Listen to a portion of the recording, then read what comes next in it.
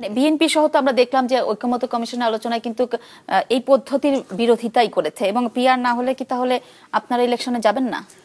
এটা তো অনেক পরের প্রশ্ন। কারণ হচ্ছে আমরা চাচ্ছি পিআর হোক, পিআরের বিষয়টার উপরেই আমরা এখন জোর দিচ্ছি। আমরা চাচ্ছি সংস্কার হোক।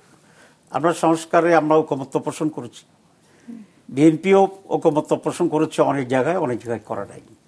তো যে সমস্ত জায়গাতে আমরা সকলেই করেছি with some note of dissent, আমরা বলছি এসব বিষয় এখানে বাস্তবায়ন করতে হবে এবং সেই রিফর্মড ওয়েতে সংস্কার গ্রহণ করেই ইলেকশনটা করতে হবে। কারণ এই সরকারের 3টি অঙ্গীকার ছিল প্রধান উপদেষ্টা। উনি বলেছেন আমি সংস্কার করব, উনি বলেছেন আমি বিচার করব দৃশ্যমান, বিচার শেষ হওয়ার দাবি আমাদের দৃশ্যমান।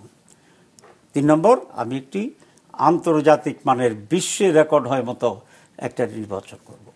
আমরা তো ওনার উপর আস্থা রাখছি, আস্থা রেখেছি, কিন্তু এখনো সংস্কার ইস্যুতে কিছুই হয় নাই। আমি প্রায় বলি যে ইমানের 3টি অংশ, মুখে বলা, হৃদয় ধারণ করা, কার্যে পরিণত করা। পিআরেরও 3টি অংশ, একটা হচ্ছে ঐকমত্য হওয়া, সরি পিআর না, সংস্কার রিফর্মসে 3টি অংশ। একটা হচ্ছে ঐকমত্য হওয়া, 2 আইনি ভিত্তি দেওয়া, 3 বাস্তবায়ন করা। তো এখন মাত্র আমরা ঐকমত্যে পৌঁছেছি, বাকি দুটো হয়নি।